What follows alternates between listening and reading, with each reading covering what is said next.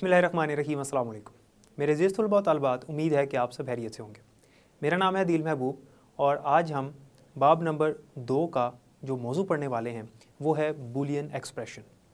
इसके अलावा हम बूलियन अलजबरा के कवानीन पढ़ेंगे और इनको साबित भी करेंगे और एक सरगर्मी भी करेंगे, और इसके बाद जो आखिरी मौजू है इस बाब में जो कि लॉजिकल एक्सप्रेशन है उसको भी पढ़ेंगे। तो चलते हैं लेक्चर की तरफ। बूलियन अलजबरा में बूलियन एक्सप्रेशन क्या चीज़ होती है? बूलियन एक्सप्रेशन से मुराद ये है कि हम एक से ज़्यादा ऑपरेटर के इस्तेमाल के लिए भी ट्रुथ टेबल बना सकते हैं। यानी जब हम एक से ज़्यादा ऑपरेटर इस्तेमाल करें, अभी तक तो हमने ये पढ़ा था कि हम दो या दो से ज़्यादा प्रीपोजिशन को आपस में मिला कर लिखने के लिए हम कंपाउंड प्रीपोजिशन बनाने के लिए लॉजिकल ऑपरेटर का इस्तेमाल करते हैं। लेकिन ऐसा भी हो सकता है, ऐसा भी मुमकिन है कि हम एक से ज़्यादा प्रीपोजिशन लगाएं और उनके साथ एक से ज़्यादा लॉजिकल ऑपरेटर भी लगा दें। जब ऐसा हम करेंगे तो उसे हम बूलियन एक्सप्रेशन भी कहेंगे और हम उसके लिए ट्रुथ टेबल भी उसका बना सकते हैं। और बूलियन एक्सप्रेशन किसे कहते हैं? असल में बूलियन एक्सप्रेशन की जो तारीफ़ है उसमें यह है कि आपके पास कुछ प्रीपोजिशन जुमले हैं और आप उनको मिला रहे हैं लॉजिकल ऑपरेटर के साथ। तो जब प्रीपोजिशन जुमलों के बीच में हम कोई लॉजिकल ऑपरेटर लगा दें तो ये जो मुकम्मल एक चीज़ बनेगी इसको हम लॉजिकल एक्सप्रेशन कहेंगे या बूलियन एक्सप्रेशन भी कहते हैं इसको। मिसाल के तौर पे, आज इतवार नहीं है और बारिश हो रही है। यहाँ पे जो ये लफ्ज़ है कि आज इतवार नहीं है, ये यहाँ पर नॉट का काम कर रहा है, और ये जो यहाँ पर और है ये यहाँ पर एंड का काम कर रहा है। ये यहाँ पर एंड का काम कर रहा है, अंग्रेज़ी में इसको एंड कहेंगे, और ये यहाँ पर अंग्रेज़ी में इसको नॉट कहेंगे, यहाँ पर नॉट का काम कर रहा है। तो ये दो हमारे पास जो लॉजिकल ऑपरेटर हैं वो इस्तेमाल हो रहे हैं इसके अंदर। तो ये मुकम्मल एक लॉजिकल या बूलियन एक्सप्रेशन है, क्योंकि ये एक प्रीपोजिशन है, ये एक प्रीपोजिशन है और इनके दरमियान में एंड यानी कि लॉजिकल ऑपरेटर लगा हुआ है। तो ये एक एक्सप्रेशन, बूलियन एक्सप्रेशन, लेकिन अगर हम इसका ट्रुथ टेबल बनाना चाहें तो वो भी बना सकते हैं, क्योंकि इसके अंदर हमारे पास दो लॉजिकल ऑपरेटर लगे हुए हैं। अभी तक जो हमने ट्रुथ टेबल बनाए थे उनमें एक लॉजिकल ऑपरेटर लगा हुआ था, या एंड था, या और था, या नॉट था। हमने उन तीनों का ट्रुथ टेबल देखा, लेकिन यहाँ पर हमारे पास एंड भी है और नॉट भी है।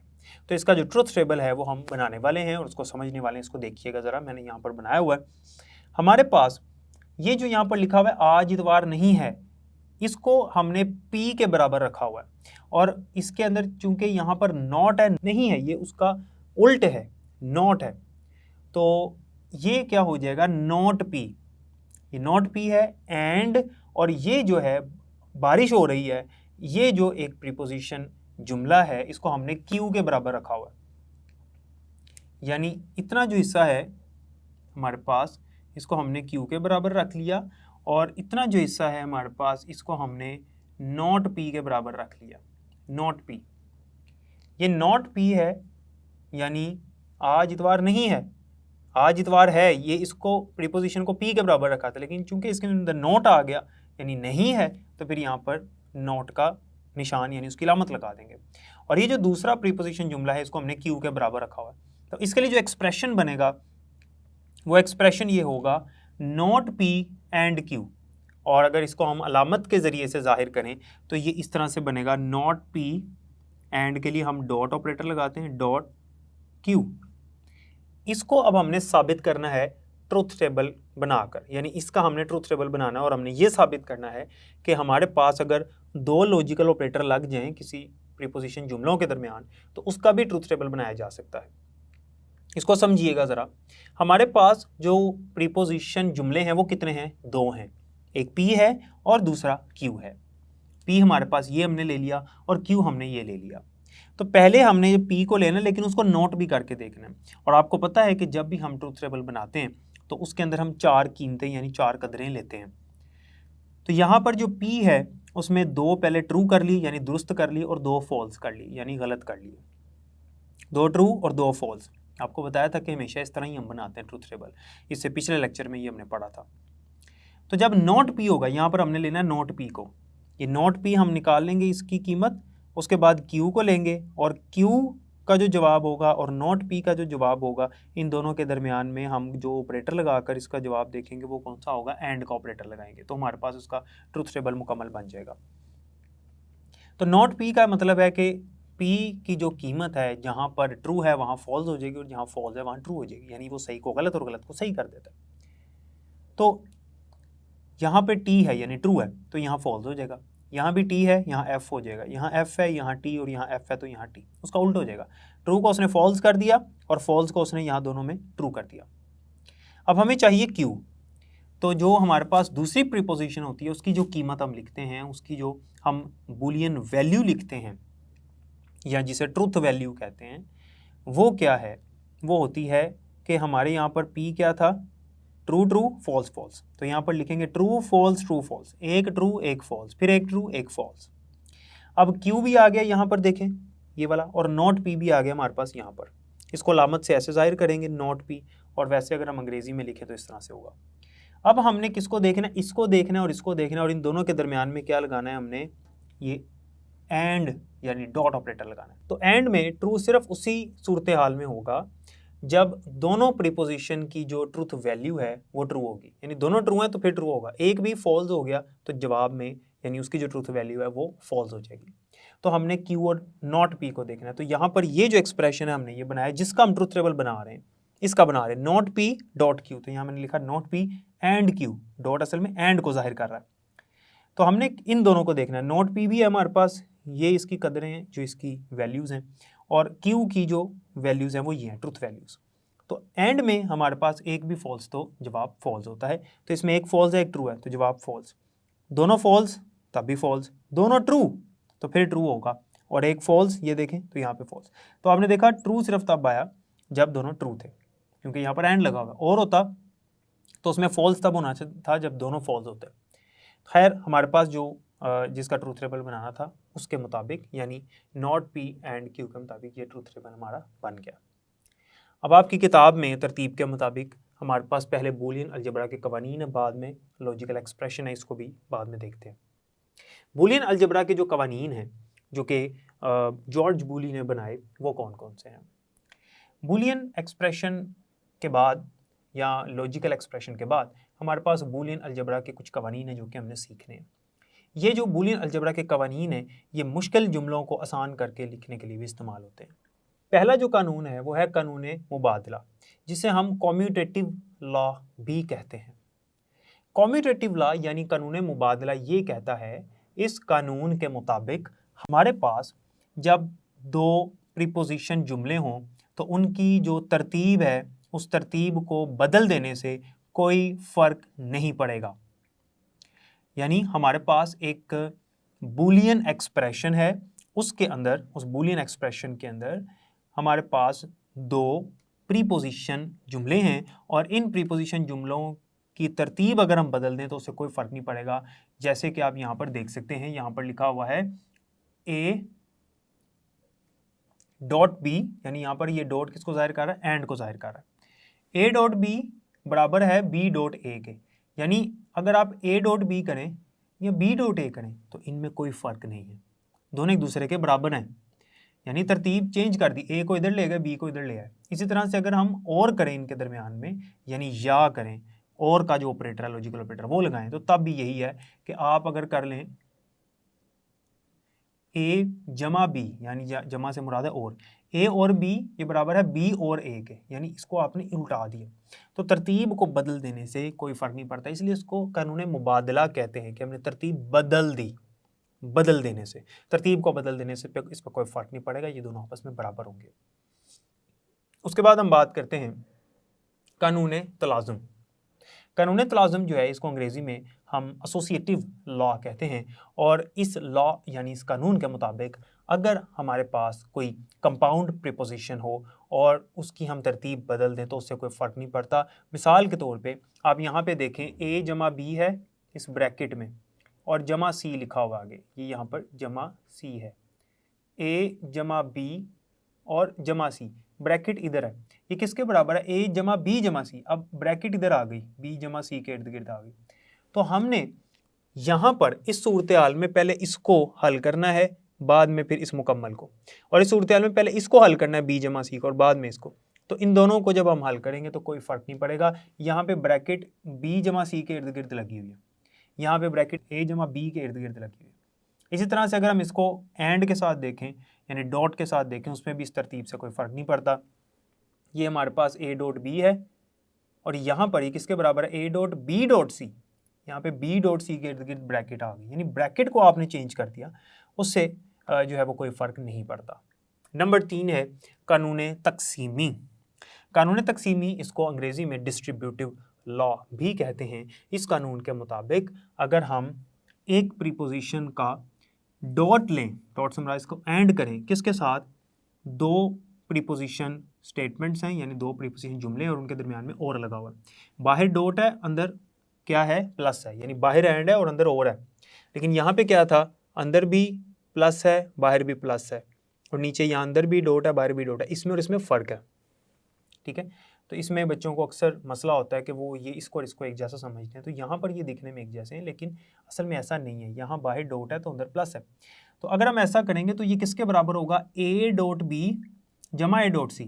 और अगर बाहर जमा आ जाए और अंदर डॉट आ जाए यानी बाहर और है, यहाँ पर बूलियन जबरा में जो जमा होता है वो और को जाहिर कर रहा होता है और जो डॉट होता है वो एंड को जाहिर कर रहा होता है। याद रखना, यहाँ पर ये जमा जो है ये उस तरह से जमा नहीं कर रहा है जिस तरह से रियाजी में होता है, और यहाँ पर ये जो डॉट है ये जिस तरह रियाजी में ज़रब किया जाता है उस तरह से नहीं है। तो अगर बाहर जमा आ जाए और अंदर डॉट आ जाए तो a जमा b डॉट a जमा c, यहाँ पर c आएगा, ये a जमा c के बराबर होगा। तो इस तरह से ये हमारे पास डिस्ट्रीब्यूटिव लॉ जिसे हम कानून तकसीमी भी कहते हैं। चौथे नंबर पर आता है ज़रबी और जमाई ज़ाती कानून। इसमें ये होता है कि आपके पास एक प्रीपोजिशन जुमला है और अगर आप उसके साथ फॉल्स यानी गलत कीमत जो है, गलत ट्रुथ वैल्यू जो है जिसे हम सिफर से भी जाहिर करते हैं, वो उसके साथ अगर आप और कर दें, और से मुराद है आप उसके साथ उसको जमा कर दें, तो उसे कोई फ़र्क नहीं पड़ेगा, वो प्रीपोजिशन ऐसे की ऐसी आ जाएगी। इसको आप इस तरह से भी लिख सकते हैं ना, a जमा सिफर। तो अगर आप रियाजी में भी देखें तो सिफर किसी के साथ जमा होता है तो कोई फ़र्क नहीं पड़ता, a ही आ जाएगा। अगर आप यहाँ पे देखें a एंड ट्रू, ट्रू असल में यहाँ पे किसको रिप्रेजेंट कर रहा है, ट्रू किसको जाहिर कर रहा है, एक को। तो a डॉट एक, तो इससे कोई फ़र्क नहीं पड़ेगा अगर हम इस तरह से कर दें, ये भी a के बराबर ही आ जाएगा। तो ये है ज़रबी और जमाई। यहाँ पे ज़रब है और यहाँ पे जमा है, लेकिन मैंने आपको बताया था कि बूलियन अलजबरा में जो ये ज़रब का निशान है, ज़रब की अलामत है यानी डॉट, ये एंड को ज़ाहिर करती है, और ये जो जमा है ये और को ज़ाहिर करती है। अब आपकी किताब में उसने जो कानून तलाज़ुम है इसको साबित किया हुआ है ट्रुथ टेबल की मदद से।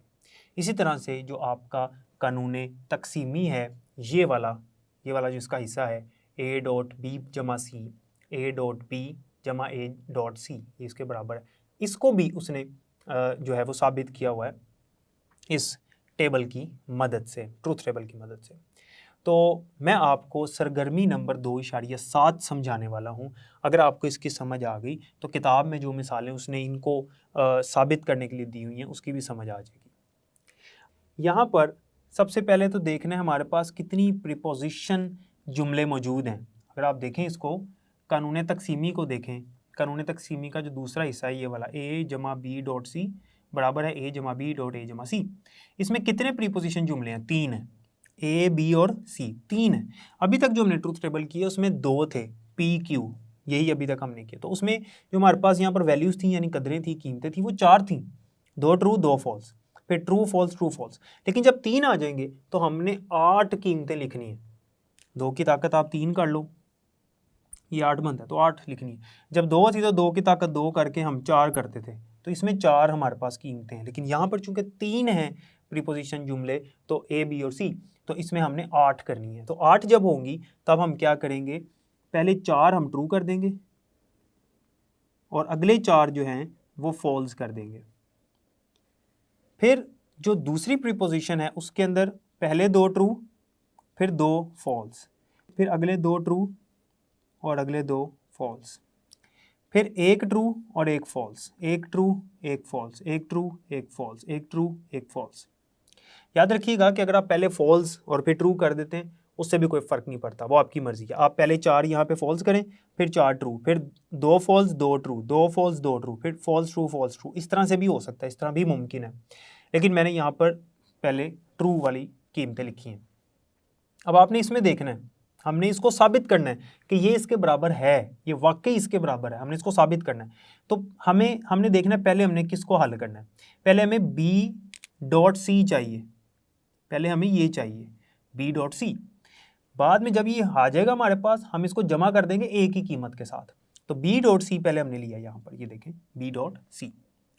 b.c जो है, जब हमने इसको देखना है तो हमने b और c की कीमतें देखनी है। यहाँ पर ये जो वैल्यूज़ हैं ट्रुथ वैल्यूज़, और इन कीमतों को देखते हुए हमने कौन सा यहाँ पर ऑपरेटर कौन सा लगा हुआ है, एंड का, डॉट। तो एंड में क्या होता है, ट्रू तब होता है जब दोनों ट्रू हैं। तो यहाँ दोनों ट्रू हैं, यहाँ पे भी ट्रू आ गया, यहाँ एक फॉल्स है, फॉल्स हो गया, यहाँ एक फॉल्स है, फॉल्स हो गया, यहाँ दोनों फॉल्स हैं, फॉल्स हो गया, यहाँ दोनों ट्रू हैं, ट्रू, यहाँ एक भी फॉल्स तो फॉल्स, यहाँ भी फॉल्स, यहाँ भी फॉल्स, दोनों फॉल्स, फॉल्स।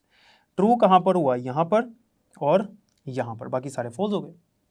अब हमें इसमें क्या चाहिए, a जमा बी चाहिए और फिर a जमा सी चाहिए, फिर इन दोनों के दरमियान में ये डॉट कर देंगे। तो a जमा बी देख लेते हैं, ये a जमा बी है, तो हमने a और b को देखना है, दरमियान में जमा है, जमा से मुराद और है, और में फॉल्स तब होता है जब दोनों फॉल्स हैं, एक भी ट्रू तो जवाब ट्रू।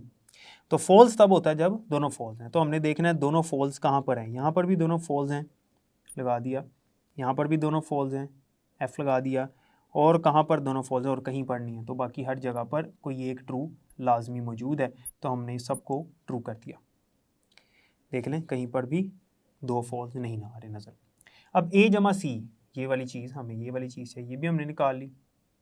अब ये हमें चाहिए a जमा सी, तो a और c को देखना हमने a और c को देखना है, और दरमियान में जमा ही है, यानी यहाँ पर और है, तो और में जब दो फॉल्स होते हैं तब भी फॉल्स होता है। तो इन दोनों को देखना है, a और c को देखते हैं कहाँ पर दोनों फॉल्स हैं, यहाँ पर, तो यहाँ पर मैंने लगा दिया फॉल्स, यहाँ पे मैं दोनों फॉल्स मिले, और यहाँ पर आखिर में यहाँ पर भी फॉल्स, बाकी सब में एक ट्रू या कहीं पर दो ट्रू मौजूद हैं, तो हमने इसमें ट्रू कर दिया। अब हम ये करने लगे हैं ये वाली चीज़, a जमा बी डॉट सी। अब a भी है हमारे पास, b डॉट सी भी है हमारे पास, ये अब इन दोनों को देखना है हमने, और इनके दरमियान में क्या करना है, जमा, यानी और में क्या होता है कि जब दोनों फॉल्स हैं तभी फॉल्स होगा। तो b डॉट सी हमारे पास ये है और a ये है, इन दोनों में देखना दोनों फॉल्स कहाँ पर हैं, यहाँ पर दोनों फॉल्स आ गए, यहाँ पर भी दोनों फॉल्स आ गए, और यहाँ पर भी दोनों फॉल्स आ गए। तो आखिरी जो तीन इसकी कीमतें हैं, जो वैल्यूज़ हैं, ट्रुथ वैल्यूज़, वो फॉल्स आएंगी, बाकी सारे ट्रू हो जाएंगे, क्योंकि बाकी सब में कम से कम एक ट्रू ज़रूर हमें नज़र आ रहा है। ये हो गया। अब इसको देखना है क्या ये इसके बराबर आता है, क्योंकि ये तो हमने निकाल लिया, इसको इसके बराबर हमने साबित करना है। तो a जमा बी डॉट a जमा सी, a जमा बी है, a जमा सी भी है, इनको डॉट कर देना। तो इन दोनों को देखना है हमने, अब दरमियान में डॉट करना। डॉट यानी एंड में क्या होता है, दोनों ट्रू होंगे तो जवाब ट्रू होगा। तो यहाँ पर दोनों ट्रू हैं तो जवाब ट्रू, यहाँ पर भी दोनों ट्रू हैं, ट्रू, यहाँ पर भी दोनों ट्रू हैं, ट्रू हो गया, इधर भी और इधर भी, इधर एक फॉल्स आ गया, इधर भी एक फॉल्स आ गया, और आखिर में दोनों फॉल्स हैं। तो आपने अब देखना है कि क्या ये और ये आपस में बराबर हैं, इनकी कीमतें। ये देखें, पहले 1 2 3 4 5, पहले 5 जो हैं वो ट्रू हैं, और आखिरी 3 जो हैं वो दोनों में फॉल्स हैं। तो हमने साबित कर दिया कि ये इसके बराबर है। इसी तरह से आपको उसने किताब में दिखाया हुआ है कि आप इन दोनों का भी ट्रुथ टेबल बनाकर इनको साबित कर सकते हैं, इनका भी आप बनाकर साबित कर सकते हैं, और इसका भी कर सकते हैं। तो सबका ट्रुथ टेबल बहुत आसानी से बनाया जा सकता है। और आखिर में उसने बताया हुआ है कि लॉजिकल एक्सप्रेशन किसे कहते हैं। तो मैंने जैसे कि आपको बताया था कि बूलियन एक्सप्रेशन जो होता है उसी को लॉजिकल एक्सप्रेशन भी कहते हैं, यानी हमारे पास अगर कुछ प्रीपोजिशन जुमलों के दरमियान में हम कोई लॉजिकल ऑपरेटर कोई भी एंड और नॉट लगा दें तो वो लॉजिकल एक्सप्रेशन कहलाता है। मिसाल के तौर पर जैसे ये लिखा हुआ है, ये एक लॉजिकल एक्सप्रेशन है। अगर यहाँ पर एक उसने अहम मालूमात आपके लिए लिखी है कि क्या आप जानते हैं कि अगर हम एक प्रीपोजिशन है उसके साथ हम नॉट लगाते हैं, यानी एक नॉट प्रीपोजिशन के साथ एक और नॉट लॉजिकल ऑपरेटर लगाएंगे तो वो मुस्बत प्रीपोजिशन हो जाएगी। मिसाल के तौर पे हम ये फ़र्ज़ कर लेते हैं कि P जो है वो बराबर है इस प्रीपोजिशन जुमले के, आज मतलब साफ है, ये इसके बराबर है। तो अगर मैं इसको नॉट पी करूं तो ये किसके बराबर होगा कि आज मतलब साफ नहीं है, ये नहीं आ गया इसके अंदर। अब इसका मैं एक दफ़ा और नोट ले लेता हूँ, नोट नोट पी। अब ये नोट पी जो था वो ये वाला है, आज मतलब साफ है। एक और नोट आ गया तो नहीं, एक और नहीं आ गया तो नहीं नहीं से कट गया, हम इसको इस तरह से कह सकते हैं। तो ये किसके बराबर बनेगा, ये बनेगा कि आज मतलब साफ है। तो ये मुस्बत प्रीपोजिशन बन गई। जब दो दफ़ा उसके साथ नोट लगाएंगे तो मुस्बत प्रीपोजिशन बन जाएगी। तो हमारे पास एक जो नॉट की प्रीपोजिशन है उसके साथ एक और नॉट का लॉजिकल ऑपरेटर लगाएंगे तो वो दोबारा से वही बन जाएगी जो ये थी। यानी हम इसको आसान अल्फाज में कह सकते हैं कि नॉट नॉट पी जो है ये किसके बराबर है, दोबारा पी के बराबर है। बात एक ही है ना, ये देखें ये इसके बराबर ही है ना। तो इसको ये यहाँ पर इसको भी हम लॉजिकल या बूलियन एक्सप्रेशन ही कहेंगे क्योंकि प्रीपोजिशन है और साथ क्या लगा हुआ है, लॉजिकल ऑपरेटर लगा हुआ। तो यहाँ तक हमारा जो ये यूनिट है, जो दूसरा बाब है, वो मुकम्मल होता है। उम्मीद है कि यहाँ तक समझ आ गई होगी। तो जैसे कि आपने देखा कि बूलियन एक्सप्रेशन क्या होता है, लॉजिकल एक्सप्रेशन क्या होता है, इसके अलावा हमने बूलियन अलजबरा के कवानीन पढ़े और ट्रुथ टेबल से हमने साबित भी कर लिया। उम्मीद है कि यहाँ तक आपको समझ आ गई होगी। बाकी इंशाल्लाह हम अगले लेक्चर में पढ़ेंगे। तब तक के लिए मुझे इजाज़त दें, अपना बहुत ख्याल रखिएगा। अल्लाह हाफ़िज़।